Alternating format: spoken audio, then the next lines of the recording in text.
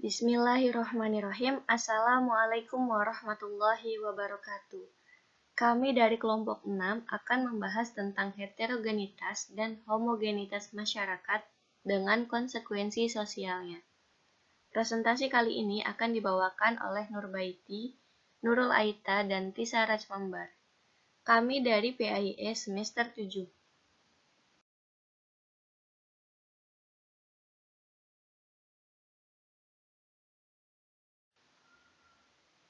Adapun rumusan masalah yang akan kita bahas pada kesempatan kali ini, yang pertama, bagaimana sistem sosial di Indonesia. Yang kedua, apa pengertian, faktor-faktor, dan karakteristik homogenitas dan heterogenitas masyarakat Indonesia.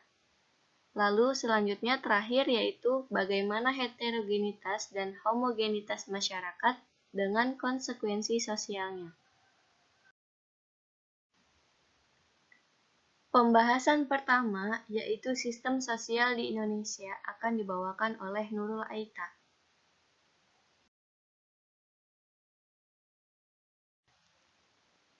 Bismillahirrahmanirrahim, saya Nurul Aita akan membahas tentang sistem sosial di Indonesia. Sistem merupakan suatu keseluruhan dari unsur-unsur atau bagian-bagian yang berkaitan atau berhubungan satu sama lain dalam satu kesatuan.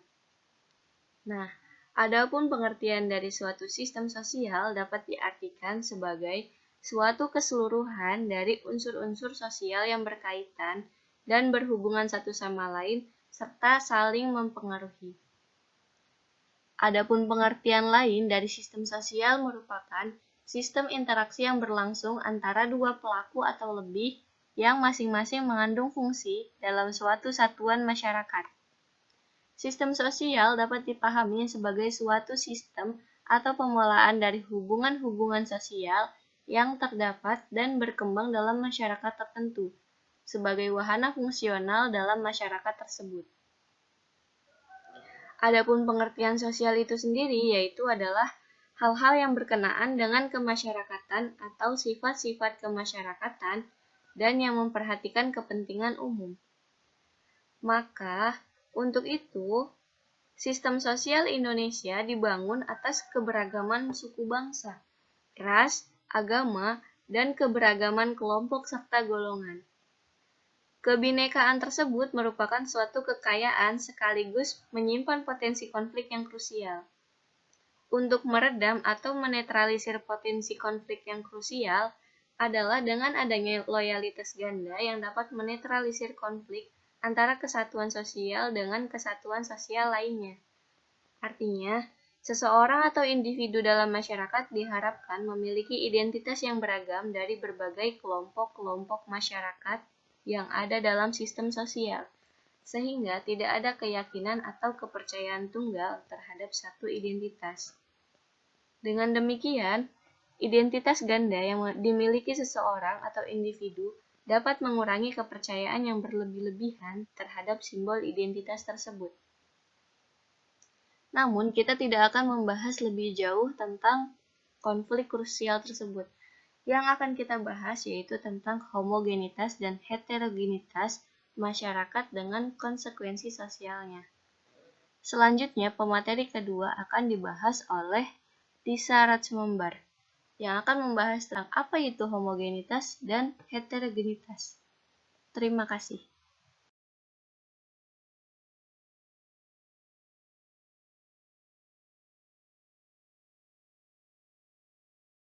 Baik, setelah tadi dijelaskan sebelumnya mengenai materi bagaimana sistem sosial di Indonesia, sekarang saya Nurbaiti di sini akan menjelaskan materi kedua mengenai homogenitas dan heterogenitas masyarakat. Materi yang akan dijelaskan meliputi pengertian, faktor-faktor, karakteristik, homogenitas dan heterogenitas masyarakat. Apa itu pengertian dari heterogenitas dan homogenitas masyarakat? Yang pertama, terlebih dahulu saya akan menjelaskan apa itu heterogenitas. Heterogenitas adalah suatu kelompok masyarakat yang terdiri dari banyak perbedaan dan beraneka ragam, dilihat dari budaya, kebiasaan, profesi, dan kepercayaan. Bagian dari masyarakat heterogenitas yaitu adalah masyarakat perkotaan yang dominan pekerjaannya itu bermacam-macam. Ada yang menjadi akuntan, dokter, arsitek, pengusaha, pedagang, dan lain sebagainya. Sedangkan pengertian dari homogenitas yaitu adalah suatu kelompok yang mempunyai ciri yang sama yang didasarkan atas letak geografis, adat istiadat, budaya, kebiasaan, dan kepercayaan yang sama. Nah, sedangkan bagian dari masyarakat homogenitas diantaranya yaitu masyarakat pedesaan pegunungan yang mayoritas mempunyai profesi sebagai petani. Atau bisa kita temukan pada masyarakat pesisir pantai. Nah, itu juga biasanya mayoritas adalah nelayan. Kemudian ada beberapa faktor yang menyebabkan terbentuknya masyarakat heterogen. Di antaranya bisa dilihat dari aspek sosial, yaitu dari agama, pendidikan, kegiatan di perumahan, kondisi keamanan dan kenyamanannya. Dilihat dari aspek ekonomi, yaitu ada pekerjaan penghasilan, pendapatan, status kepemilikan rumah. Sedangkan jika dilihat dari aspek budaya, yaitu meliputi suku atau etnis, lama tinggal di perumahan, jumlah anggota keluarga, dan usia kepala keluarga. Kemudian bisa kita lihat ada beberapa karakteristik dari masyarakat heterogen dan homogen. Yang pertama saya akan menjelaskan karakteristik dari masyarakat heterogen. Menurut Muhammad Khalil Mansur, sifat-sifat yang tampak menonjol pada masyarakat kota adalah yang pertama dilihat dari sikap hidup. Sikap hidupnya itu cenderung pada individualisme atau egois. Masing-masing anggota masyarakat itu berusaha berdiri sendiri tanpa terikat oleh anggota masyarakat lainnya. Sehingga ini menggambarkan corak hubungan yang terbatas, di mana setiap individu itu mempunyai hak otonomi jiwa atau kemerdekaan pribadi. Kemudian dilihat dari tingkah lakunya. Tingkah lakunya itu bergerak maju, mempunyai sikap kreatif, radikal, dan dinamis. Kemudian dari segi budayanya, masyarakat kota itu umumnya mempunyai tingkat budaya yang lebih tinggi karena kreativitas dan dinamika kehidupan kota lebih cepat menerima yang baru atau membuang sesuatu yang lama, lebih cepat mengadakan reaksi, lebih cepat menerima mode-mode atau kebiasaan baru. Yang ketiga yaitu dilihat dari sifat atau perwatakannya. Perwatakannya itu cenderung pada sifat materialistis. Efek dari sikap egoisme ini dan pandangan hidup radikal serta dinamis menyebabkan masyarakat kota lemah dengan religi yang mana menimbulkan efek-efek negatif yang terbentuk dari tindakan moral dan kurang memperhatikan tanggung jawab. Sedangkan karakteristik atau ciri umum dari kehidupan masyarakat desa yaitu yang pertama sederhana, karena sebagian besar masyarakat desa hidup dalam kesederhanaan. Dilihat dari dua hal kesederhanaan ini, dari ekonomi memang kurang mampu dan secara budaya memang tidak senang menyombongkan diri. Yang kedua yaitu mudah curiga.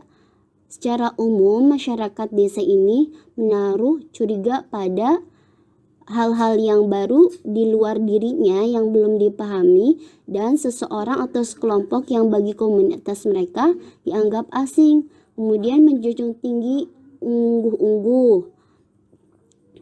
Karena sebagai orang timur, orang desa sangat menjunjung tinggi kesopanan atau unggah-ungguh. Contohnya ketika bertamu dengan tetangga, berhadapan dengan pejabat, berhadapan dengan orang-orang yang lebih tua atau dituakan, berhadapan dengan orang yang lebih mampu secara ekonomi, ataupun dengan orang yang lebih tinggi tingkat pendidikannya. Kemudian yang keempat, guyub, kekeluargaan. Itu sudah menjadi karakteristik khas bagi masyarakat desa. Yang kelima yaitu lugas, berbicara apa adanya maksudnya. Yang keenam, tertutup dalam hal keuangan. Karena biasanya masyarakat desa akan menutup diri manakala ada orang yang bertanya tentang sisi kemampuan ekonomi keluarga. Kemudian yang ketujuh, perasaan minder terhadap orang kota. Karena satu fenomena yang ditampakkannya oleh masyarakat desa baik secara langsung ataupun tidak langsung ketika bertemu atau bergaul dengan orang kota adalah perasaan mindernya yang cukup besar. Kemudian yang ke-8 yaitu menghargai. Masyarakat desa benar-benar memperhitungkan kebaikan orang lain yang pernah diterimanya sebagai patokan untuk membalas budi sebesar-besarnya. Yang ke-9 yaitu jika diberi janji akan selalu diingat. Bagi masyarakat desa, janji yang pernah diucapkan seorang atau komunitas tertentu akan sangat diingat oleh mereka, terlebih berkaitan dengan kebutuhan mereka. Yang ke-10 yaitu suka gotong royong. Salah satu ciri khas masyarakat desa yang dimiliki hampir di seluruh kawasan Indonesia yaitu adalah gotong royong. Nah, kemudian yang ke-11 demokratis. Dapat dilihat ketika pengambilan sebuah keputusan terhadap suatu kegiatan pembangunan yang selalu dilakukan melalui mekanisme musyawarah untuk mufakat. Yang ke-12 ada religius. Masyarakat pedesaan ini yaitu dalam keseharian mereka taat menjalankan ibadah agamanya. Secara kolektif mereka juga mengaktualisasi diri ke dalam kegiatan budaya yang bernuansa keagamaan, misalnya tahlilan, rajaban, Jumat Kliwonan, dan lain sebagainya.